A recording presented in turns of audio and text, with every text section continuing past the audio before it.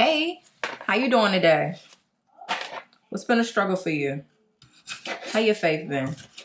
I needed to have a conversation with me, and I figured that I'm not the only one that's going through and thinking through and wondering through the thoughts that's going through my head. So while I'm in here preparing for dinner, I figured what better time than to take captive every thought and make it obedient to the knowledge of Christ. So one of the thoughts I'm taking captive, it's going to sound so petty, y'all. But it honestly is financial. And not even me doubting God. You know what?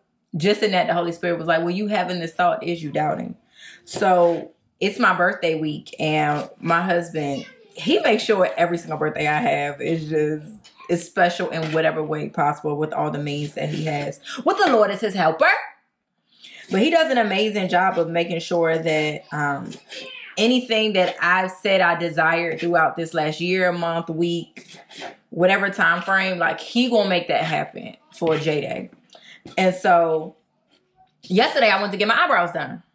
My husband did the research. He purchased it, set up the appointment, everything. I had no involvement in none of it.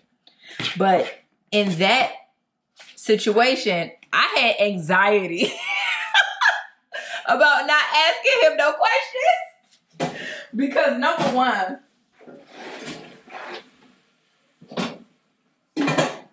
because I'm at a place in my walk, I don't want to go in nobody's nail salon or hair salon and they got oranges sitting at the feet of Buddha. I get it. We can all talk about it. I get it, right? These idol gods, they have no power. They have no power, especially when we're talking about the true and living God that we serve. But can we also be real about the fact that I'm washing my cabbage and this is vinegar. So I'm spraying it with vinegar. I know I'm about to take this outer shell off, but this is just the process that works for me. And so I'm talking you through this because we're going to get where we need to go together. I'm talking you through this because I have to take captive every thought. And I want us to do this together. You know, I complain a lot about the isolation and the loneliness that I deal with in the present season of where we are because we live in LA. And I don't know why I broke it down like that. LA. We live in Los Angeles. And many of my homies that live here, they got busy days. They got busy lives. I haven't developed or built a community of women that also are stay-at-home moms and homeschool at that, right?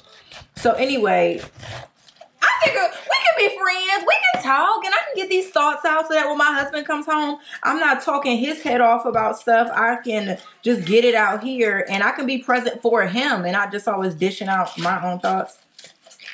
So this anxiety that I felt about the nails, about going to get my eyebrows done is number one, because if I really liked the place, I wanted it to be at the same place that I was getting, that I would get my nails done. I don't want to go to 3 different places just to get my hair and my nails done and my eyebrows.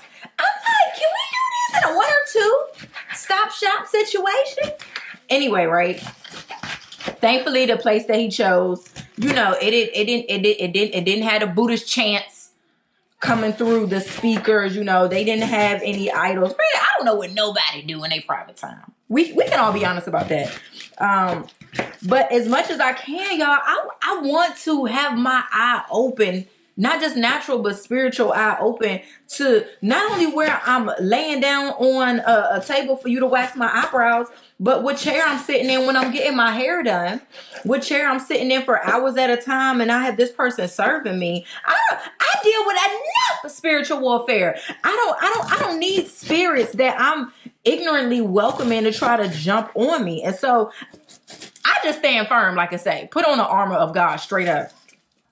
So this anxiety that I felt, what I realized, much of it is because I had to surrender my control. Like I had to have faith that not only he was going to pick a good place, but they were going to do a good job and that I could just enjoy it. I could just enjoy it.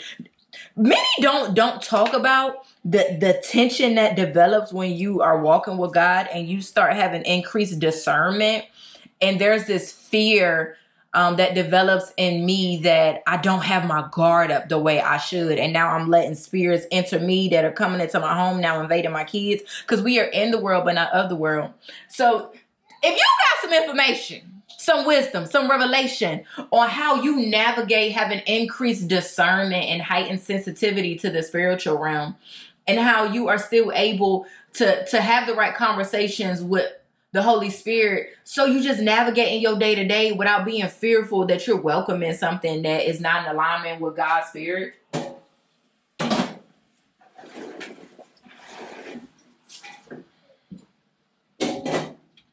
And then put me on game because I really want to grow in that area. I just believe that the spiritual realm is no joke. It's really no joke. And not just to access it for blessings, but also to tear down strongholds and principalities. I don't need nothing feeling like it's welcome here, and then it can come on my kids, and then it can come on my grandkids, and then it can come on my husband, and then it can come on my parents, and then it can come on my siblings. The buck stops here. The buck stops here. So with this surrender that had to take place when that anxiety was building up regarding going to the eyebrow studio, boom, lay on a bed. First of all, she had a heated bed. I was like, oh, okay. It was comfortable. And then nobody else was there, so it felt very private. Okay, very like booked. Very just me and you, your service. Okay, like getting it done for me. Thank you, boo. He scheduled that appointment at the right time. She had some very like soulful music playing. I could understand the lyrics and the words, so I was like, okay, cool. They won't talk about nothing crazy. It was just like, you know, like some soul music. And then she's doing my eyebrows, and she kept saying like how thick they were, and for me that was a compliment. You know, like in this day and age, we tattooing the eyebrows on. So I ain't mad at the fact that I got a full eyebrow on the left side and the right. Hello? You know what? I'm going to throw some seasoning in this real quick. Hold on. I'm about to pick y'all up and take y'all with me. And she does my eyebrows. She hands me the mirror. And I was like, you going to take some off the bottom? Because she literally just cleaned these joints up. Like, sis ain't trying to give me nothing extra. Okay. Y'all, pro tip. Don't laugh at the presentation. Don't laugh at the presentation. But this right here, y'all, this is my house blend. You see this? House blend. It's paprika, garlic powder, salt, onion powder, and pepper. I measure these joints to the perfect measurement. And I got tired of taking out 5 and 6 spice containers just to season my stuff when I know I'm gonna pick the same 6. So, you know, I kept measuring it until I got to the perfect measurements that work for me. And y'all, that has been a win. Pro tip. Okay. Get you a big container and put your spices in that jar. Perfect. Perfect. Malcolm and I are doing Whole30 right now, so everything is just meat, fruit, and vegetables. So I'm making some chicken.